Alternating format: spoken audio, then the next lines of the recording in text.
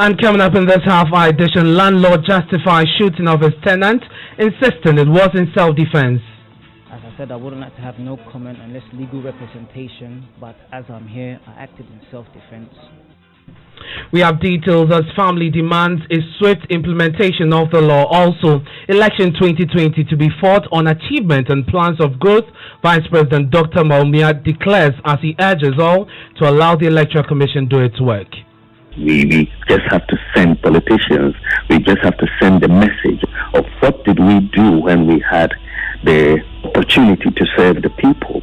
What exactly have we been able to do? That is what the election should be fought on, the record.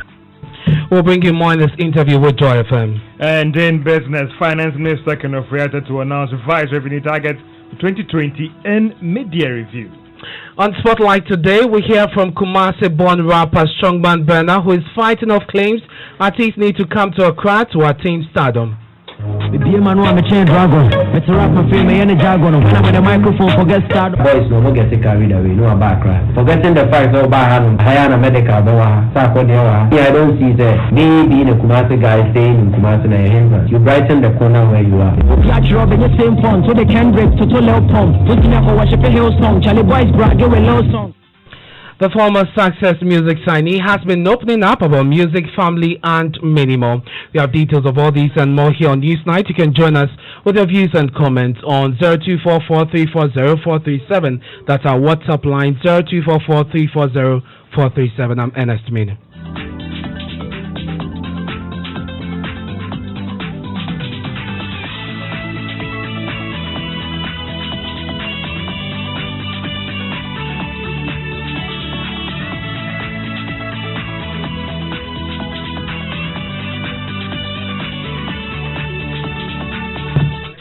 Thank you very much for joining us. Now, a landlord, Victor Steve Nanakankam, who allegedly shot and killed his tenant at Ofanko here in Accra, says it was in self-defense. The action is in connection with the tenant's refusal to move out of a two-bedroom apartment yesterday following the expiration of his rent.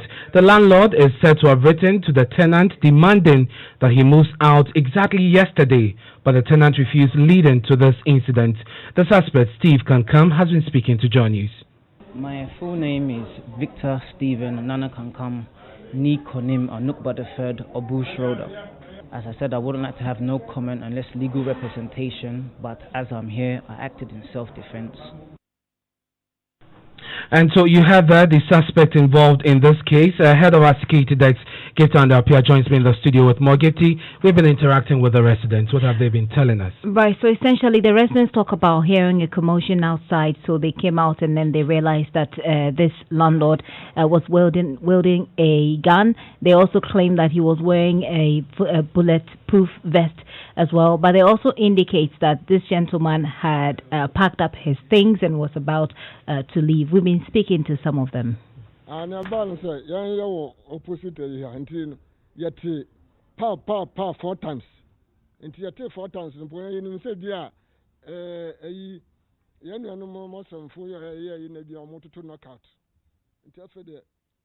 we were in the house when we heard 4 gunshots.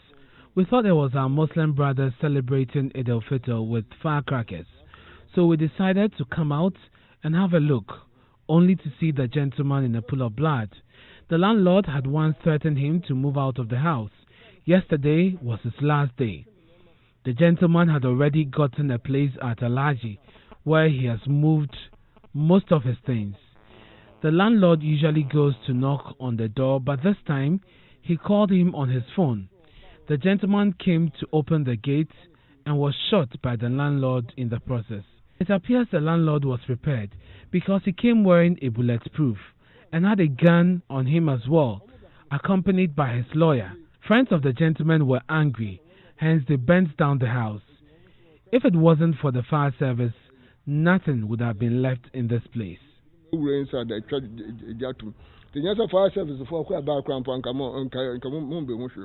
I say 12:15 area. Me Juma and chain here. And to Mrs. Osman and Mambuze won Motadi. Intimacy to first one. Teaching me say to nothing at all. I had a gunshot. Then it was followed by 3 more gunshots. I met my niece and nephew who ran to me saying someone had fired a gun. When I got closer to the scene, I saw a taxi leaving and the landlord holding a gun. He passed by and started running with a gun in his hand. So I decided to come out of the house only to see the tenant in a pool of blood. I helped his friend put him in a vehicle. The tenant was shot in the chest, thigh and knee. He shot the gates before shooting the gentleman.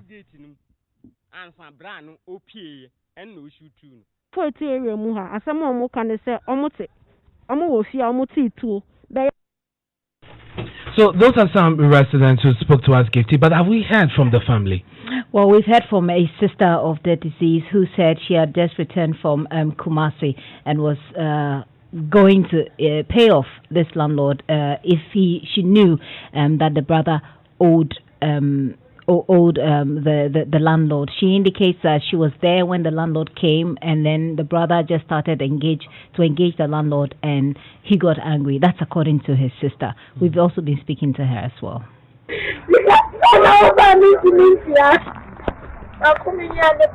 A friend Benjamin Notre. Menene kasa fiada. Mimi wo Kumasi na me friend. Me ba me akoya de ebenada. Enu was sister baby ametinu me tu. Enti wo ba no afre me. Enti enu na me yes amazing afre me. Enti me fa fun na me papa so frɛ me. I live in Kumasi. I spoke to my brother on Friday and he told me that he's moving out of where he lives, so I should let him know when I'm coming to his end. My father called me saying the landlord said the day my brother's rent expires is the day he moves out of the house. My brother was in the room folding his things when he heard a knock on the door. He called a servant to check who it was, only to see the landlord. He offered the landlord a seat, and that was what instigated the gunshot. I would have gladly paid the landlord if my brother owed him, but he just killed my brother. My brother has no problem with the landlord. His rent has expired. The man asked him if he wanted to stay, and he said yes, but he later changed his mind. He told me he had a dream, and in that dream, the landlord was pointing a gun at him. The next morning, the landlord came with a letter and told him that once his time is up, he will have to move that same day, or else he will shoot him. So that is the sister of the deceased person speaking to John News. Let's go into the phone lines now and speak to the DSP Fiatinge. She speaks for the Accra Region Police. Thank you very much, madam, for your time here on News Night. We've heard from the family, from some residents. What is the police's own account of what happened? Yes, well, thank you very much. Yesterday, the Mount 7 police station had a report of an alleged murder of a gentleman. We know his name for now as Benjamin Archery, who is 31 years. And according to the report, the landlord of this gentleman, that's the deceased, came to the house, that's the house, and without any provocation, shot him with a pump action gun. So the police followed up and were able to arrest the suspect, and the suspect is now in police custody. The police have also retrieved 2 pump action weapons from him, together with another ammunition. For now, the police do not know why the landlord committed this act. And just for clarity, you're saying that this happened without provocation? That is what we know. That is the report you have? Yes, that's the information the police has for now. But for the very reason for which this gentleman was shot is yet to be ascertained. But we know from eyewitnesses and also the accounts that the police has so far is that there was no provocation of any sort. We also know that this gentleman has rented the said apartment for the past 2 years. And the 2 years actually expired yesterday. So he was supposed to move from the house when the landlord came, and for no apparent reason he shot this gentleman. And he also sustained some gunshot wounds all over the body. So by the time he was sent to the hospital, he was pronounced dead on arrival. So the police have already begun investigations into why the landlord we know for now committed this crime. And he hasn't been able to tell us any reason. But we know that the suspect we have now is Victor Stephen Nana Kankam. So he's in police custody and he's still assisting police in investigations. He told the media earlier that he wasn't going to speak to the police until his lawyer was around. Have you managed to get anything out of him, or at least you have his lawyer with him now?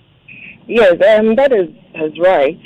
And from the district commander, he said that after his arrest, some lawyers came and they took statements from him. So I know that the lawyers have also been at the police station. It is his right to not to give any statement until his counsels are in. And so once the counsels are in, the police will go ahead and take whatever statement we need to take from him.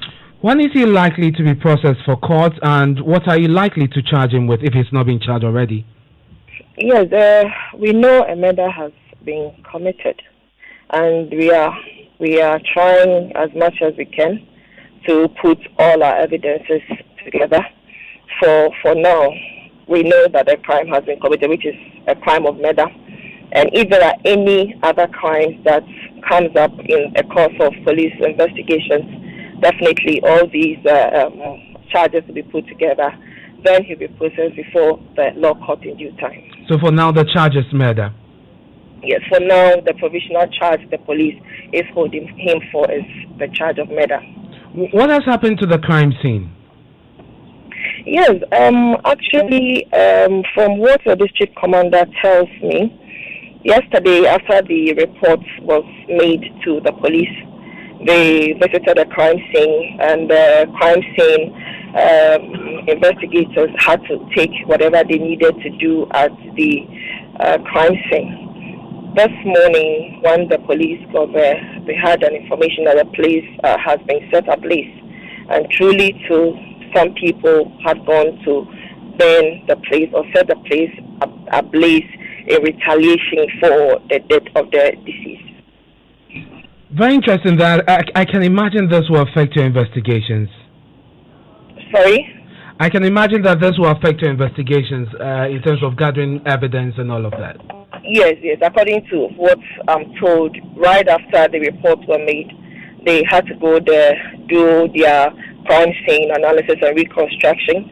So whatever thing they needed to take from the crime scene had been taken until this morning, where some group of people, they are told, set the house ablaze. So as to who did that particularly, up to now, the police have not been able to establish that bit of it. Thank you very much, DSP Ifiatinge speaks for the Accra Region Police, bringing us some information on this very worrying situation. We just brought to you the deceased, the suspect, actually, Stephen Kankam, is in police custody. We're following this to bring you more in our subsequent bulletins. Away from crime, let's talk politics now, because the Vice President, Dr. Mahmoud Bawumia, says election 2020 should be contested on the achievement of the parties. He says the NPP government has worked hard to manage the country's finances, a record he describes as impressive. In an interview with Winston Amo on the Super Morning Show, Dr. Bawumia said politicians must campaign based on what they did whilst in government. You know, Ramadan took place in a very exceptional circumstance, and because the world over is dealing with the coronavirus pandemic, and we could not go to the mosques as usual, do iftar, that is a break of fast at the end with people, and we had to basically stay at home, similar to what our Christian brothers also went through during Easter, when we couldn't have the normal celebrations and church gatherings and so on. So we're very, very thankful that God has seen us through this one, and we pray for continued peace and stability. But more importantly, we pray that this disease disappears, that we get it either disappears or we get a vaccine or a treatment, effective treatment for it as soon as possible. So yesterday, the National Chief Imam said something. He talked about having a violent-free election, urging the Electoral Commission. Yes, the Electoral Commission has a major role to play, but as politicians and as leaders of the country, you also have a major role to play. As Vice President, and all things being equal, you're going to be, Vice Presidential candidate going into the elections. What role? Inshallah. Great. So, what role would you be playing, including your government, to ensure that we're able to have a peaceful election? I think that the role has been already clearly set out by His Excellency the President, and he has very, very clearly said that we need to, strengthen the institutions of democracy in this country and make sure that they work. Of course, for us, one of the institutions is the Electoral Commission, and we make sure that it is properly resourced and then we respect its independence and so on. That is it. But in terms of what we say, the President has always made the point that we should make sure how we speak and what we say to the public brings about peace and brings about understanding. He wants a very free, fair, and violence-free election. We want this power or the mandate of the people when we were in opposition. And so we just have to send politicians, we just have to send the message of what did we do when we had the opportunity to serve the people. What exactly have we been able to do? That is what the election should be fought on, the record, what you've been able to do and what you have planned to do also. And I think if we all focus on that, there should be no acrimony. And you have the Vice President, Dr. Mahmoud Bawumia. This is your election headquarters. We'll be following the issues and telling you who has done what right here on Joy 99.7 FM. Now, as the country and countries across the world begin easing restrictions imposed as a result of the COVID-19 pandemic, government is consulting with stakeholders on the best way to reopen schools. Information Minister Kojo Ponkuma announced that an eventual reopening is inevitable, though the exact timing is unclear. But what is the best way forward to ensure that schools are reopened in a way that ensures safety for both parents, teachers, and other staff? Joy Prime's morning show, Prime Morning, is organizing a policy forum to explore the subject. Co-host Daniel Dazi joins me in the studio with some more detail on this. Daniel, tell us more about this forum tomorrow. Well, Ernest, we know that schools must reopen eventually. Absolutely. At a point in the future. The question is, how sure are we that our kids are safe when they get to school? That is dependent on the protocols we put in place, the policies government puts together, how educated, how aware the children are, how empowered the teachers are, how aware the parents are as well to plug into this entire system. This is in need of a guiding document. We understand that government is putting together such a document. What we want to do on Prime Morning tomorrow is contribute to the plans that are already being made. We want to bring seasoned minds, very bright minds around the table. Not a real table, of course, because of this COVID season. We are having a virtual summit, so we bring them around. That's interesting. It's going to be virtual.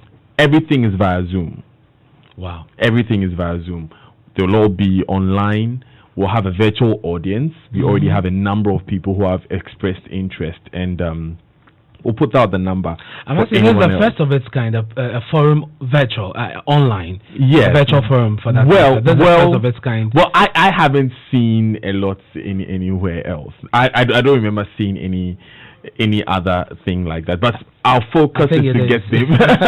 Our focus try to be modest about it, but it is what it is. Yeah, it is. Our focus is to get those solutions out there, influence policy, ultimately get the kids back to school and get them safe, and make sure that we don't have a spread in communities like schools. So if you're out there, you want to join the Zoom audience, first of all, it's 7 to 9 a.m. tomorrow, live on Joy Prime Television, and that's on the Prime Morning, the morning show, and it will also be on Facebook. But you want to be part of the Zoom audience so that you can ask a question as part of the video audience. So viewers can participate via Zoom? Yes. You just have to WhatsApp 0202 516 515. 0202 516-515. It's a number dedicated to this, so just say hi. I want to be in the Zoom conference. We will loop you in, and you'll know what to do. 0202-516-515. But who is speaking at this forum? Professor Steve Adair, who is a seasoned educator, former GIMPA rector, former education minister, Professor Jena Nopokwa Jumine, esteemed educationist, head of Gates Foundation, Anis Hafa, president and founder of Ashesi University, Patrick Ewa. Will have the deputy health minister, Dr. Bernardo Koboy. Will have Nana Kofi Kwache, who is an adjunct assistant professor, at New York University. And you will also be there, our lovely audience. Absolutely. I'm getting calls already. 0202-516-515. Please send a message or a WhatsApp message. We'll get through to you. But Daniel, before you go, you spoke to the Minister for Zongo Development and Inner Cities. Yes. Quite an interesting interview, but tell us a bit more about the ministry's explanation for what they have done so far in the Zongos. Right. So there have been some complaints about the ministry's role in the Zongos, and we put these to the minister. What the minister said basically is that Rome was not built in a day. Is going to the broad vision of the ministry is to raise the level of living in these areas in a generation, which is between 20 and 30 years. In the meantime, a 219 million Ghana City fund has been dedicated to this, and 100 million will be expended by end of year. I've always said that the toughest ministry is the Ministry of Finance. The next toughest ministry is the Ministry of Information, without a doubt. So there's no way you can compare this place to the Ministry of Information. It was much tougher. I don't miss it at all. I'm happy that I got rid of the place. You got rid of the place? Well, because it is tough. You can never be right. I remember I kept telling Kojo, sometimes he would worry when he was my deputy. Come to my office, Minister, this, the people are saying this about you, and the people are saying, I said, Kojo, don't worry. There is never on earth, on the face of the earth, there is no popular minister for information. There's no way. You cannot be loved. That's what it means to be minister for information. You are supposed to be hated because you are in the first line of defense and attack. If we take politics as warfare, you are going to be bruised all the time from morning to evening. So quite frankly, I'm happier here. And that's Dr. Mustafa Hamid, Minister for Inner City and Zongo Development. It's now time for business, and George Rafi is here with the latest. Hello, George. Hi, good evening. How are you doing? I'm fine, thank you. What's up for business? Well, coming up in business, Finance Minister Ken Ofri-Atta to announce revised revenue targets for 2020 in the mid-year review. A national board for small-scale industries to work with telcos in disbursement of the 1 billion Ghana cedis stimulus package. The business news on Newsnight is brought to you by MTN Business. Welcome to the new world of business. Kingdom Books and Stationery, your number one stop shop for all your office essentials. And First National Bank, we are the bank that understands your business. First National Bank, how can we help you? Let's now settle for the details. Now, Finance Minister Ken Ofri-Atta would revise revenue targets set out in the 2020 budget in the media review, that is in July. Government was hoping to gross about 67 billion Ghana cedis in revenue and grant by the end of this year. However, due to the coronavirus, which has impacted on economic activities, these numbers will be reviewed. Meanwhile, Acting Commissioner General of the Ghana Revenue Authority, Reverend Amishada Osomo, says their targets would also be adjusted when the minister goes before Parliament. You will agree with me that you drink more water if you are going for social functions. Yeah. So this is the area that will be affected. Revenues of these areas are also going to be affected, and therefore we expect some decline. We know that some of the schools have closed down, and therefore this is also going to be affected. We need to also look at the areas that are not affected and see how they can also make sure that they are paying their. That the whole will be quite deep. I think that we've actually done a bit of analysis. We've done a lot of analysis. And as the Minister of Finance already presented during the presentation to Parliament, we will also be looking at it again. And that is the Acting Commissioner General of the Ghana Revenue Authority, Reverend Amishada Osomo. Now, the National Board for Small-Scale Industries says will adopt several models to help in the disbursement of loans to small businesses. The board is set to start disbursing the facility after a complete scrutinizing application process. The executive director of the board, that is Madam Kosiyanki, has been giving us more details on how she plans to disburse the funds.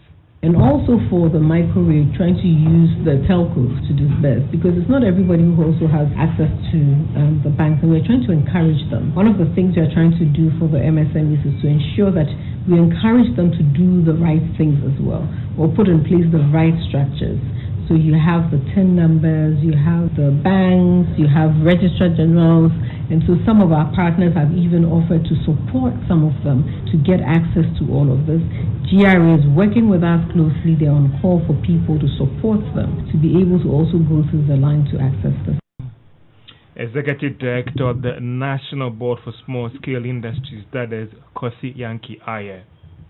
Now let's do some other stories. And various governments in the region have given the firm assurance that they would want to support the private sector in these times of this coronavirus to help turn around the economy.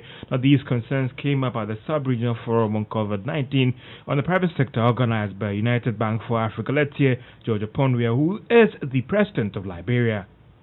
With the stimulus packages for citizens, which alleviate some of the financial and social burden placed on individuals due to slowdown in regular business activities.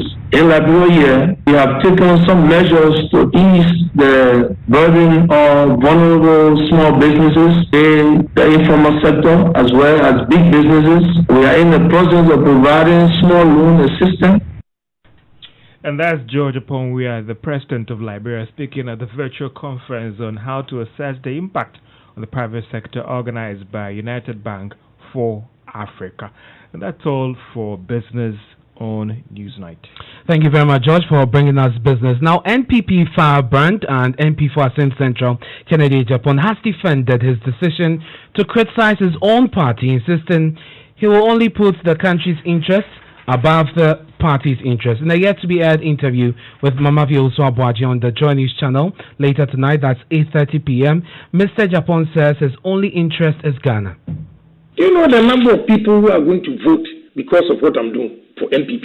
You have no idea. When I get the information and it's vital that I feel Ghanaians should know, I'll put it out there. What if it hurts your own party? Ghana first. What about if I talk about NDC? It doesn't hurt them. I don't know Ghanaians. So if you are MPP and you are not doing something right, and I say it, you expect me only to talk about it. If you had seen me as one-sided person, always attacking NDC, you wouldn't be here. So my country first, before my political party. And so that's the NPP Firebrand and MP for Asin Central, Kennedy Japan. The first part of that interview airs on the Joy News channel at 8:30 p.m. Do not miss that. Now, do you remember this man? Toilet for all woman is free. Canopy chairs for wedding is free. Throwing bola for every money is free. Baba for children is free. So vote. And so that's Ibrahim Issa Adabo, popularly known as Honorable Aponche, the assembly member aspirant who shot to fame overnight because of his funny campaign messages. Well, it appears he's not the only one who is claiming the GOAT name in this town. Listen. It's your boy AY Poyo, the face of DH Rap. Poyo Race.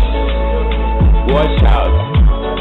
The GOAT, man! Now, Honorable Aponche is worried. He says he's patented the name GOAT or Aponche, and that's why AY Poyo must ask for permission before using it. He's been speaking to John News' Mahmoud Mohammed Nuruddin in this very interesting interview, and he is threatening to sue the man if he doesn't drop the name immediately. Aponche says the name is his name. In fact, he says it's his birthright, and he owns the rights to the name, and therefore AY Poyo cannot use the name in the manner in which he's doing. We can hear from Honorable Aponche now. There is somebody who called Poyo or Koro or Polo. I don't know him. And he mentioned my name to make trending. He say he call real goats. Hey! You call real goats? Do you know how much I'll spend? How can register my name that Honorable Aponche or goat? I want you to hear that name I have registered before. If you want trending, You can choose Koro. Meanwhile, they call you Poyo. You can choose Koro. Yeah, and trend. But you mention goats. Hey, do you know the kind of goats? When I say mention the skills of goats or mention how they describe goats, you can mention it. You know how to mention how they describe goats. Goat is my real name. It's my property. Since long, back on the days, not today.